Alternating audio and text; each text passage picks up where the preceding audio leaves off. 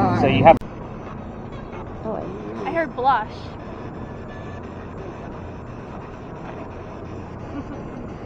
Melanie, have you heard anything on yours? I heard Charlie. Charlie? It's like John chapter 20. Heard what? But you heard John Yeah, in chapter 20. yeah. Big John's football jersey number was 20. Yeah, John chapter 20. I might have been John instead of Wow. Gosh, you say she's like Curly. Charlie. Yes. Wow. He has Gabriel on here. Gabriel. Gabriel or Gabrielle? It says Gabriel. Can I see the spelling? Of course she wants to see the spelling. Does it say Gabriel or your name? Gabriel. Gabriel. Does it say who'd you bring with you? Don't say that, please. She's a ghost hunt, I have to No, ask. she does believe, and she has for years. It's not that I don't that think she's she got believes. that there's something attached. So Don't say that. I'm sorry, but you have those dolls. Very interesting. So I'm excited probably most about John chapter 20. So I Really? will tell you, yeah, out of everything you guys have heard and, you know, possibly we might have on our videos so far, we did have a 37, was it? So I mean, that's exciting too. But I've heard it twice. But the John chapter 20, like I don't take anything within the current year because it's too easy. For example, if it said buy a 2022 Dodge today, right? And we just talked about the number 22 from Eliza's birth year. So 22, I would take it out if, like I would omit it if it was part of this year because it's just too easy. But you heard John chapter 20. So that's obviously John and his first jersey number of number 20. So obviously I'm going to be looking for his second jersey number, which is 52. And that was only a year later. So again, very specific. See why I withhold information? And why I say no matter how silly of what you guys think you're hearing, it's going to be relevant here. So obviously I think we have a little bit going on with the garden and the hibiscus answer that you had. But again, I want more out of that. This is very specific things that I can prove. So with the John chapter 20. So let's go to the back again, and I'm going to give you guys all the answers. Let's see what we got else we got going on.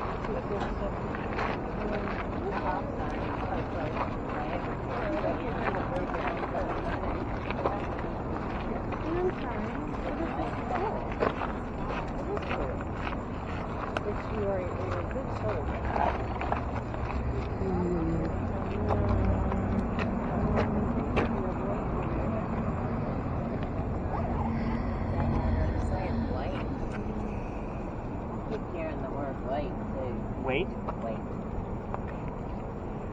A lot of times my folks will hear different directions. Turn around. Sorry is Sorry. Says sorry. Yeah.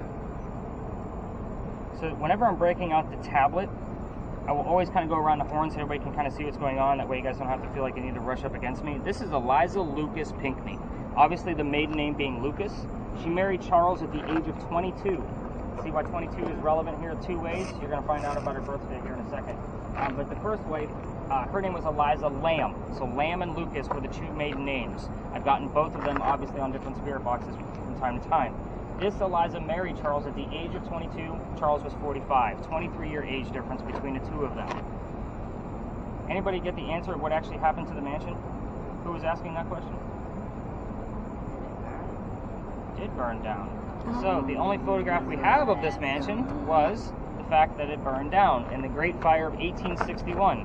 We will get the full date of that fire, which was December 11th, 1861, from time to time. It might not be the word December, but we'll get the number 12. So 12/11/61 will show up in the same night, along with the word fire, ashes, burn, anything relatable to a fire. So if they said burn, you have it recorded to see. Unless it's going to be on, it's going to be on his video camera, right? Now every tour guide is going to tell you about a great fire of Charleston of whatever year it happened in. This fire I just talked to you about is one of the biggest fires we ever had. You're standing on the green dots on this map. Obviously the orange is the fire. It literally went from one side of the peninsula to the other. This was a giant fire. $5 to $9 million worth of damage in 1861. Wow. So, giant fire. So again, that's all the picture pages I have for you for this location. So let's get into the next one. Who had the questions about the children in this game? So there were 4 children total. Charles, we already spoke of. Bless you, by the way. I saw that sneeze. Charles, we already talked about. He was signed the Constitution. The next child is Thomas, Revolutionary War hero, fought in the Battle of Camden, shot in his left leg, and captured by the British. After he was released from the British, he was actually left on a cane the rest of his days. We didn't have anything relatable to Thomas tonight. I'm just giving you all of the clues that I actually look for when I'm going through when Thomas's name does show up somewhere. The next child is the one, by the way, those of you with cameras, you can stop your videos and kind of give your hands a break a little bit. So hit the red square in yours, Steven, and yeah, you gotta tap it. It's like a... So you go ahead and get your camera going, just get your choice one way or the other. Just go ahead and turn that down, it's the quiet space because we're next to a hotel. What names did you hear along the way? Did you get anywhere? George? Okay. That's interesting, considering we just talking about baby George. Should we switch? Should I put it back up? No, not yet. We're going to be focused on the red screen. Anybody else get anybody names? Stacey, did you get anything? Nothing out of yours either? Nothing, Gabe? Okay. So, the reason why I ask for names, I like to explain the space first. So when we crossed over that last crosswalk coming down East Bay Street, that's where the original Charlestown Wall used to be. So it went up Cumberland Street and on the opposite side of East Bay of where we were walking. So this is one of the first streets we ever had. So I like to bring you down here. People used to live here. So I have a full list of residents of every person that's ever lived here. It's not a very lengthy list, but I do get the same names over and over and over again. Benjamin and John. Yes, I know another John, right? However, John likes to give us his last name, which was Johnson. Yes, his last name is John Johnson. You never know that. It is that. But the weird thing about this is that when I say people lived here, I'm not talking like there were dozens of houses like lining this whole block. I'm only talking like 2 to 6 people at a time. So, you okay? She probably just wants to sit. For a minute, yeah. So, I'm trying to think if there's another close enough studio. You're still running, but did you hit the mute button? You want to keep it muted here just for a few minutes, just because of the hotel room. Somebody might be eating it, so we don't hear anything. But Benjamin and John, again, 2 out of 5 people that lived here in 1801. I don't have anything specific about 1801 other than the fact that that's 2 out of 5 people that lived here. Every once in a while I get a third name. That name is James. Third person that lived here in 1801. And lately, it's been David. A fourth name that's been here in 1801. Again, I cannot make any of this stuff up, but I will tell you that the Benjamin and John terms that come up are every 6 to 7 weeks, randomly. But right now we're in like week 2 to 3 of that loop. So was I expecting you guys to hear Benjamin and John? Not necessarily, but I never know what's going to happen. You guys may have heard of David or a James, because those 2 like to pop up whenever. But Benjamin and John, the 6 to 7 week loop, here's why I think that's happening. We're walking on Belgian blocks. These things are made straight of granite, coming straight from the earth. You guys all seem like you're pretty in tune with paranormal terms. You've seen heard the term limestone before. Basically said to stir things up a little bit. Now they're talking about quartz. The weird thing about granite is that it does not hold an electrical charge. So, Gabrielle, put your device on the ground. Pick a brick and just set it down and let me know if those numbers go above 1.1, which it should not. 2.4. You can stand up. We're going to give it a few minutes. No, you want to leave it on the ground? Yep, just leave it there. We want to see if it actually grows.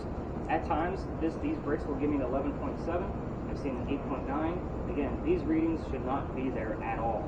We're dealing with the stone tape theory, which is basically that the consciousness of the memories of the things that actually occurred here are playing over and over again on a loop. Hence the 6 to 7 week loop that we're getting. 7 again. 7? We're getting a lot. That's a 0.7. Yeah, 0.7. That's all we got. Yeah. But again, That's crazy. with this location, we should not be getting any type of readings at all off of these bricks. The fact that I've gotten them that high, anything above a 1.1, which is the natural EMF that comes off the earth, like that's an anomaly by itself, especially going as high as 11.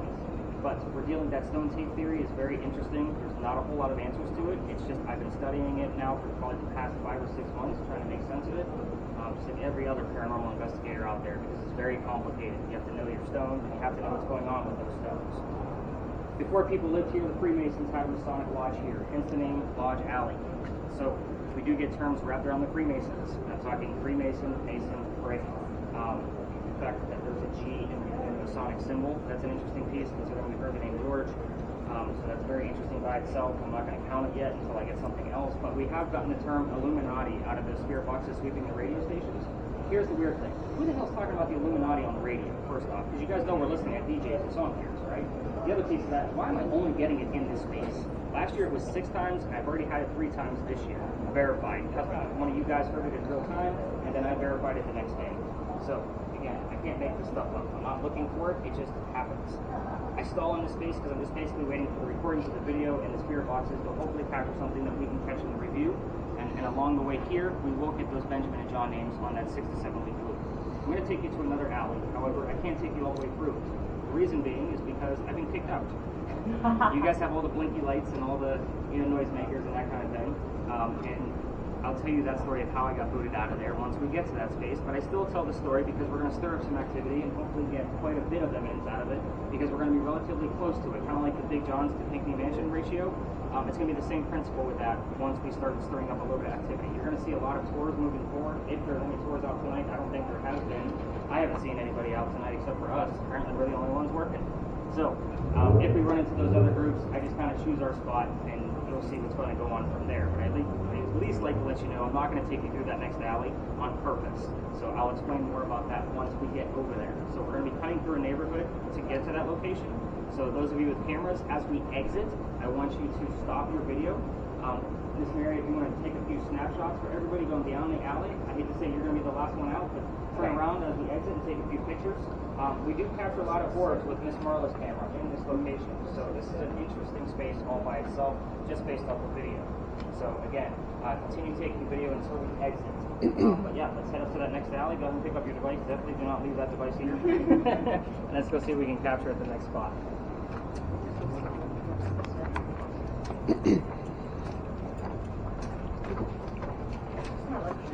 By the way, how's everybody feeling? Is everybody okay? Other than just hot? Everybody's busy?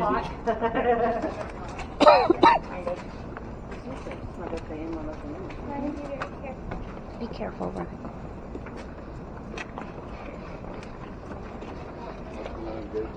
In there.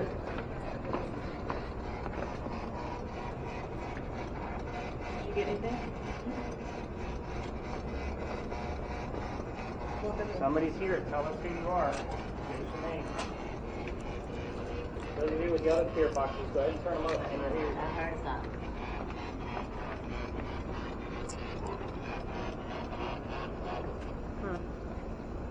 And just like that. There you go. Just like that.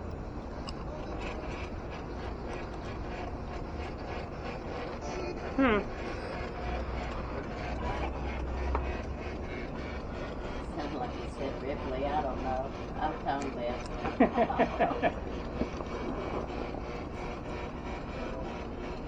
Sounds like you just might be in a hot spot for a radio station. That's so weird. Alright, let's go ahead and continue on. Everybody else continue to listen. Did you get any glue?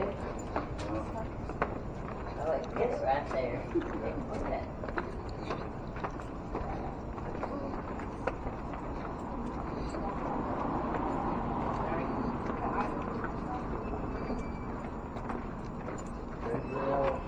You're on fire.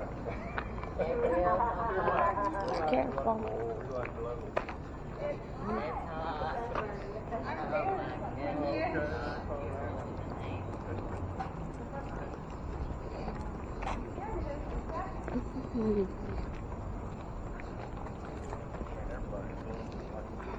Yeah, we're going to stop your recording here for a moment, just because we're coming through a neighborhood. Oh, now it can go. Yeah, you can. There we go. Oh, nope. You're back on again.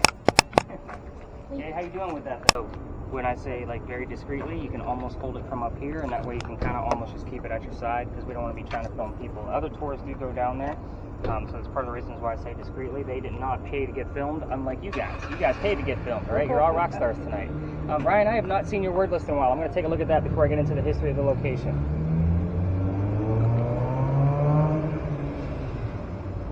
Stones, when we were down. That's interesting. And you have Isaac and Eliza showed up while we were at the Pinckney Mansion site. Wow. Interesting. Very, very interesting. All right, so the alley behind me is called Philadelphia Alley now. Every ghost tour in town goes down there. Of course, I'm going to tell you this story a lot differently because you're ghost hunting. You need a little bit different detail. And you nodded your head. Do you already know this story? We went down this alley today. Oh, did you go on a tour or just on your own? Tour. Okay, so I'm going to obviously get into what this used to be. This used to be called Dueler's Alley. This is where the duels used to occur for the city of Charleston. Not all of them, but a good handful. We all talk about one specific duel.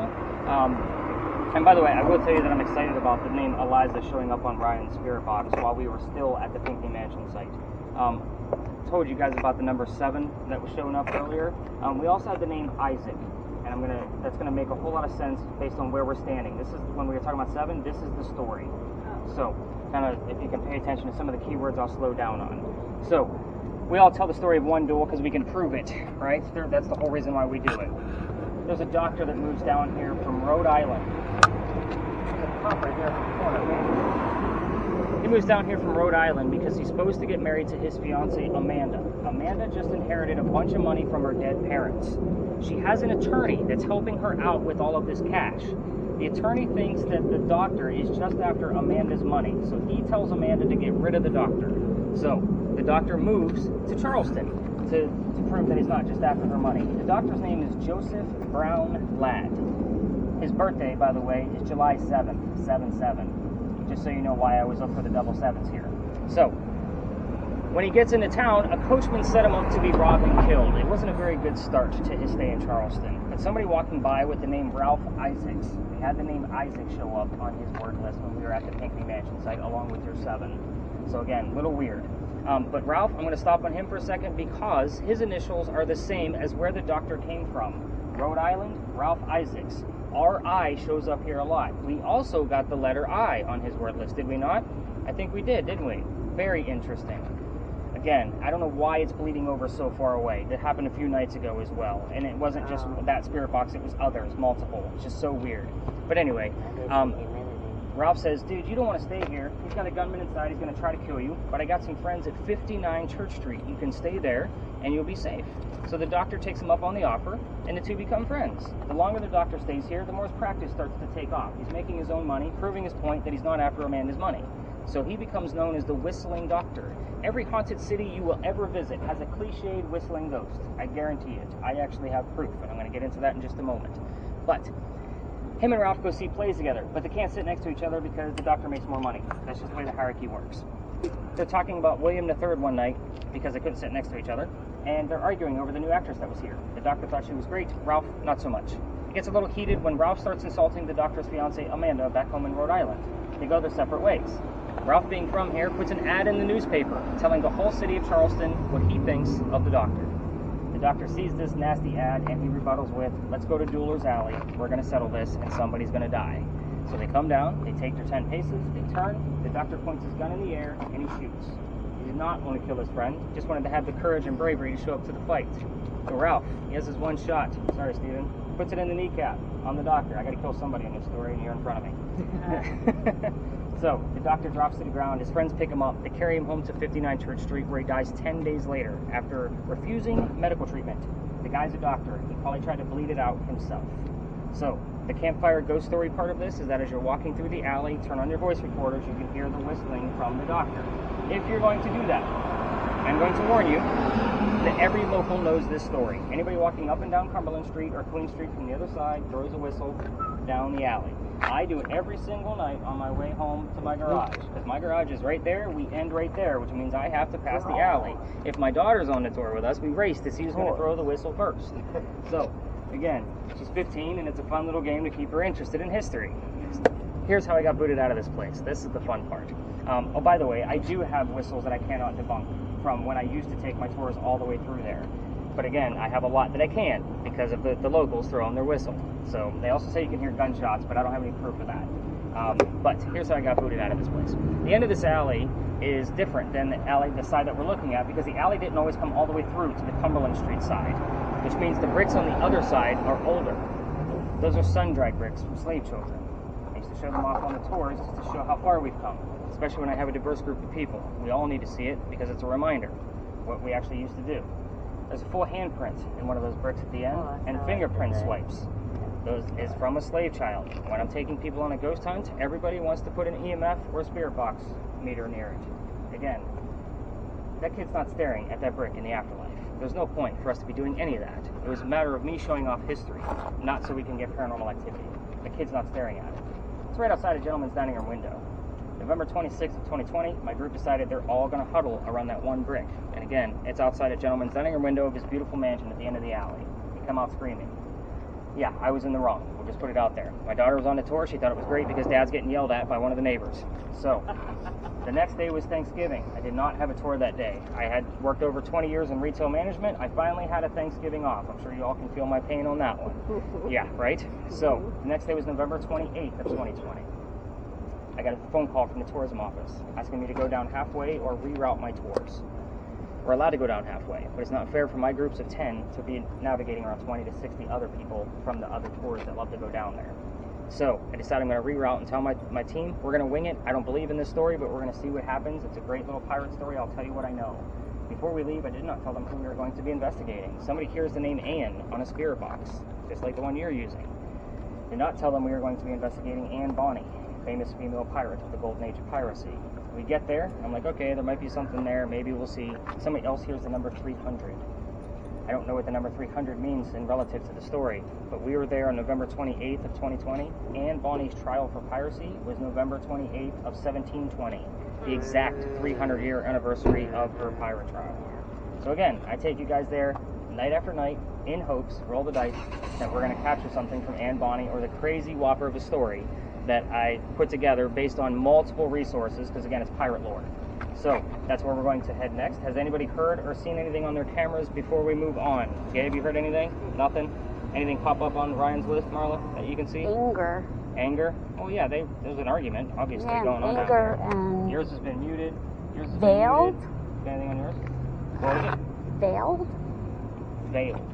Almost like a wedding veil? Like V-E-I-L? Yeah, I-L-D. It's like a wedding veil. He was engaged. We'll see. I don't have the dates of that engagement or when their wedding was supposed to be. I've looked into it.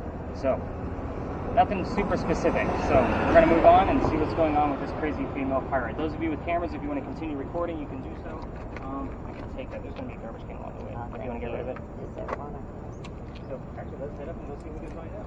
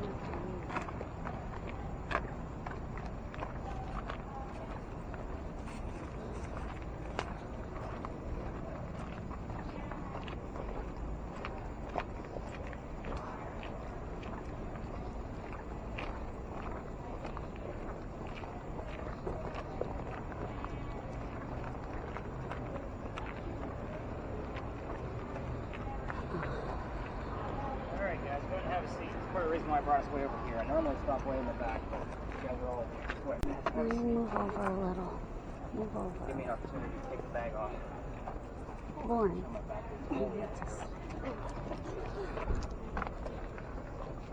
Even bringing up the rear. Alright, so welcome to the powder magazine, everybody. Mary trying to have Oh, I'm good. So, this little building is the one we're going to be discussing. Where's my REM pod? Miss Gabrielle, go ahead and make sure you turn that REM pod on while we're here. The white button first, then the antenna. So, we're going to be discussing the building really quick, and then we're going to get into our crazy pirate story. So, I'd like to give you the history of the building. I'm sure you guys all noticed that I'm all about the history to make sure it's factual. And you should have noticed that there was crosses on this building. First off, those are not crosses. Those are earthquake bolts. Basic gist of earthquake bolts is if we have another one, like what we did in 1886, which we have not, they're turnbuckles. So you can turn them, and it's supposed to straighten the building back up after an earthquake to help with the damage of the building. It's a great idea, it just doesn't work. So the only reason I bring these up, it's the oldest set of earthquake bolts we have because this is the oldest government building we have in South Carolina. It was finished in 1713. We are here because this is a familiar building. The whole point of this story is because it's kind of like using a toy to attract a child ghost. So if you know anything about the paranormal, about trying to attract things like limestone, again, this building was being construction at the same time that Anne Bonny came to Charleston to start her pirate career. Wow, she's super loud. Yeah, she is. Why I don't like the groups of 20. With that said, I'm going to break right into the pirate story because there's a lot going on here. And again, we're sweating to death. You guys don't want to hear all about the crazy Charlestown walls and stuff anymore. So pirates, let's do this. 1708, which is in the middle of this building's construction. A young lady moves here from Ireland. Her name is Anne Cormack. She moves here with her father and his mistress. The mistress is her mother. Is everybody with me so far? There's a couple of little twists and turns on this. The three of them are running away from his wife from Ireland to land here. So they land in Georgetown, which is just north of here in between us and Myrtle Beach. Dad buys a plantation. Mom dies pretty quickly. That means he has to send young Anne down here to Charlestown to sell anything from that plantation to keep things afloat, which is, again, why we're here. Now, Anne back home in Ireland, kind of a badass. They say she actually killed one of her servants when she was only 10 or 12 years old with a knife to the belly. So again, kind of keep that mentality of this young lady throughout the entire story. We're going to fast forward. This building was done in 1713. Pirates are coming through town in 1715, and Anne falls in love pretty quickly. Guy number one. Yes, I'm going to keep tally because there's a handful. Guy number one turns out to be James Bonny. You can already see where this one's going, right? Dad doesn't approve because he's a filthy pirate. They run away to Jamaica. They get married. Anne Cormack is now Anne Bonny, your most famous female pirate of the Golden Age. But this guy, oh, that came through with a voice. I heard it. They can send your welcome. Now, when they get down there, she realizes that this guy, James Bonny, her new husband, is not the swashbuckling, rum-drinking Captain Jack Sparrow that you guys all think of when you think of pirates. Which is actually what she wanted, but this guy's a privateer, which means he's a spy for the British. This guy's a coward. This is not who she wants. A few years later, she falls in love again. This guy's name is John Rackham, a.k.a. Calico Jack. This is the real person that they actually based Captain Jack Sparrow's character off of, just so you know who this guy is. Now, Calico Jack, he actually has his own ship and wants to be part of it, but you can't put a girl on a pirate ship. Why? Girls curse pirate ships. They're bad luck. So he makes a deal with her. If you dress like a guy and hide your gender, you could be a female in my quarters. Of course, he's the captain. That's how that's going to go. We're all adults here. Let's put two and two together. Oh, by the way, she was okay with her being cross-dressed as a guy because her dad used to hide her as a boy back home in Ireland to keep her away from his wife. So she's like, whatever, let's be a pirate. But she's eventually, what's going to happen is she's a female in his quarters. She's eventually going to get pregnant, right? You can't have a pregnant pirate guy on the crew. Somebody's going to figure out that she's a female. So he says, all right, we got to handle this. He drops her off in Cuba. He says, these are friends of mine. They'll help you deliver the baby. Come back later. We'll figure it out. Okay. So she comes back, but there's no baby. We have no idea what happened to this child. So again, that is up for grabs on whatever actually happened there, but she's dressed like a girl. She doesn't care anymore about hiding her gender. This makes Jack angry. While she was away giving birth to his child, he captured another pirate crew, and those pirates are down below deck. Anne's going to go flirting, because that's what Anne does. Guy number three. Guy number three that she's flirting with turns out to be a female dressed like a guy to be part of the pirate crew that Calico Jack just captured. So now we have two females dressed like males trying to be pirates on the same ship. This young lady's name is Mary Reed. So her and Mary become friends, possibly lovers, because we'll never know for certain, and she becomes part of the crew. The British find out where they are. They send their entire fleet of ships to come take down one pirate ship. Anne and Mary are the only two pirates not drunk enough to come up and fight with their one-bullet flintlocks because they probably don't know how to use the cannons yet. So obviously this one ship is going to be taken by the British that's come to take them down. As they're being arrested, she looks at her captain, her beau, Calico Jack, and says, you should have fought like a man instead of being hanged like a dog. The word dog being very prominent here, obviously for spirit box work. So, the judge, his name is Nicholas Laws. If you guys hear my name, it's usually not me. It's one of 3 Nicks around this location. The second one being the judge that I'm about to tell you about. He wants to see the 2 men that fought back so valiantly after he's done tried Calico Jack and the drunken pirates that wouldn't come up and fight. So they're dead and gone. The 2 ladies go in front of the judge. They reveal their gender. He doesn't care that they're female. He's still going to hang them because they're still pirates. We plead our bellies was the last thing they said, meaning they're both claiming to be pregnant. Go ahead and reset that thing because you're getting all kinds of weirdness. I keep hitting the button. You can't hang a pregnant woman in 1720, which is why they were both claiming to be pregnant. So he delays the hanging and sends them both back to jail. Dad is still here in Charlestown area with all of his Irish money. He bails her out and she remarries. That's husband number 2 because James Bonnie was the only other husband. Guy number 4, because yes, we're going to count Mary Reed. She has 4 kids and dies at the age of 84. I'm seeing blues, purples, and reds over there. So that's Anne Bonnie's abrupt ending. Mary Reed, she dies a year later in 1721 from whatever pirates died from in a Jamaican jail. Now, the only 2 things that I can give you as far as a set of questions that I can actually prove, and everything else is fair game. We want to see if we're looking for direct responses in this location. But 2 questions anybody can ask. The name of Anne Bonnie's parents, that's the father and the mistress, and the name of Calico Jack's ship. So, those are the 2 questions that I'm going to give you. Everything else you can ask whatever you want to. It's fair game. It's an open forum at this point. So you guys know what you're doing. Will? Yeah, actually. Did you get the name Will? Will, yeah. Her father's name was William Cormack. Okay, well, Will was on my walkie-talkie. So, do we have any names going on Ryan's? It just says wisdom. Wisdom. That would be me. No, I'm kidding. But as far as, like, we're going to see if Mom's name shows up. So, those of you with cameras, you can go to the front of the powder magazine if you want to go check it out. That means you have to exit the lot, go up this way, you'll see the gates. Obviously, poke the cameras right inside the gates if you want to, get us a little bit of footage. Otherwise, we're going to be hanging out over here for a few, seeing what comes up on those spirit boxes, and then we'll call it a night and get you guys back to your nice, cool cars. Is that fair? This guy's like, yes, that sounds like a great idea. I'm needing that. I know, right? So we did hear Will on the SP11. Nice. Alright, very cool. I feel bad. I know Mary was, I could tell she was hurting. Yeah, I know. She overdid it today. Can you fart? Yeah. That's my shoe. No, don't feel bad. Let's walk around to the front. You can go. I'm gonna stay here. You sure? Yeah, Ryan, stay with me. Stay with Lauren. Ryan, come here.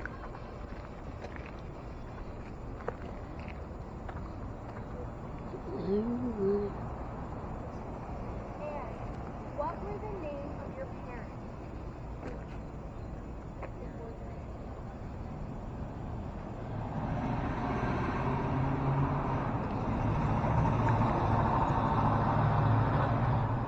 Ryan, come here.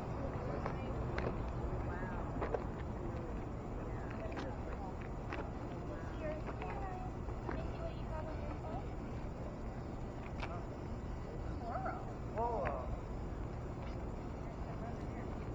And what were the names of your parents?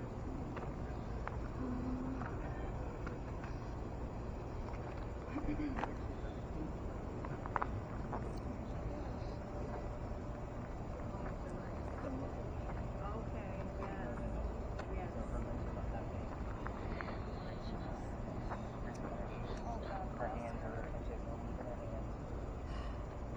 She looks her tail off though. Yeah. That's what people do, but it's just like that. It's Yeah. scary.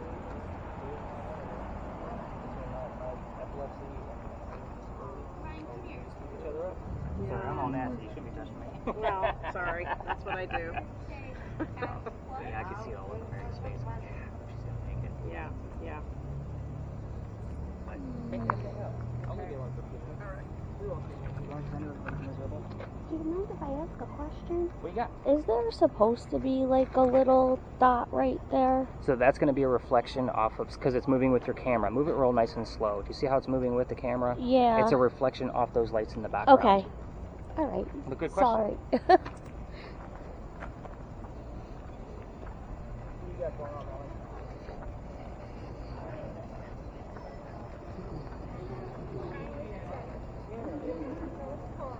Oh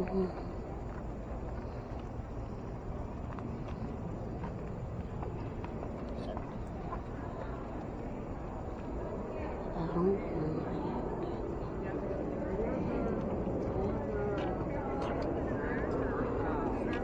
Yeah, services. Right. Every Good. year. Baseball. I only have 30-year-olds in Georgia. Sunday night.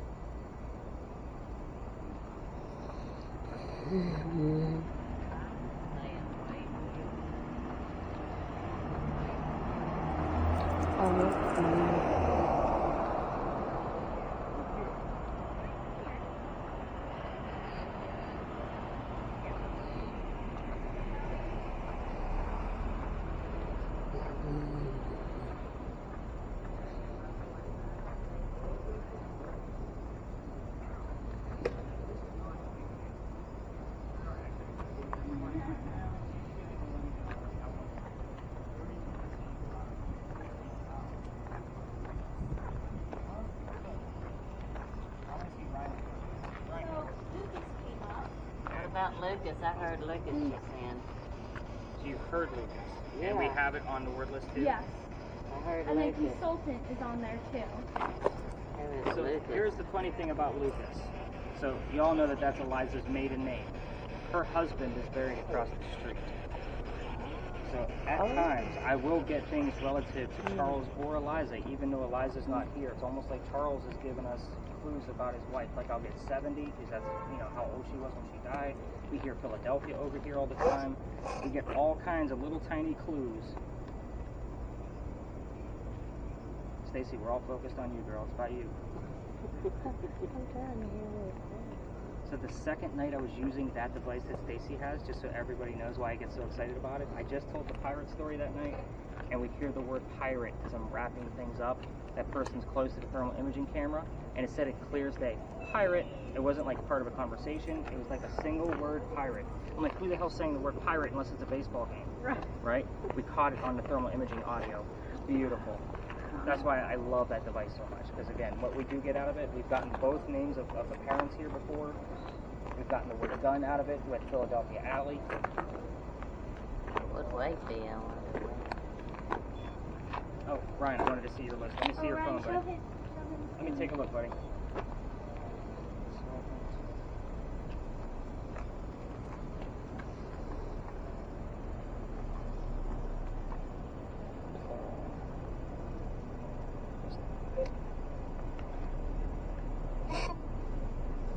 Still like stones while we are over. It says began right now. All right. Melanie, you getting any terms out of yours? Okay. We'll give this another minute. Any other readings out of the other device? You're like double fisting right now. I love it. Yeah, Nothing out of yours either? it just comes from her. You seem to struggle with that a little bit, which is fine. That's why we record it. It'll come from you. Click that button. What's in your pouch there? You got any electronics? What is that? A vape. And her phone. And my phone.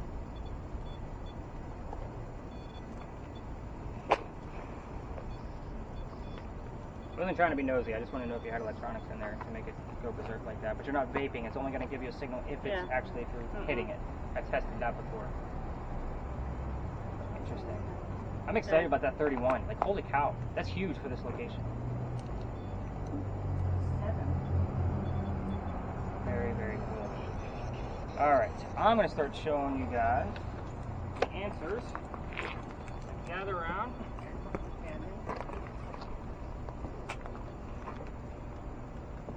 And then I'm going to show you a piece of evidence that I caught here with the new full spectrum camera that Marla has. Because it's something everybody should see. It's amazing. I'll show you that first because that's really exciting. So everybody kind of gather around so I can play this video, and that way you guys can actually see it. So this is good. Obviously you recognize where we are, exactly where we are. But this is me showing somebody how the lasers would work with that specific camera. But watch right here that comes up right behind me, if you guys can see that. I know it gets a little dark. It's going to come up here in just a second. Oh, wow. Changes direction, has different speeds, and it exited within the frame of the video. So normally if something comes in from outside the frame and then exits, that's a bug, omitted automatically. But if it disappears right in the middle of the frame, obviously we have something else going on. Then I look at, did it change direction? How big was it? Those are the kinds of things I'm looking for in your video, just so you know. Oh, the thermal, you guys want to see craziness from this? Yeah. Yeah, I know you do, Steven.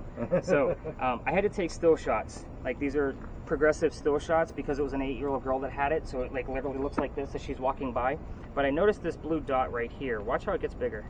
And then starts taking shape. Yeah. Sorry, I went a little quick there.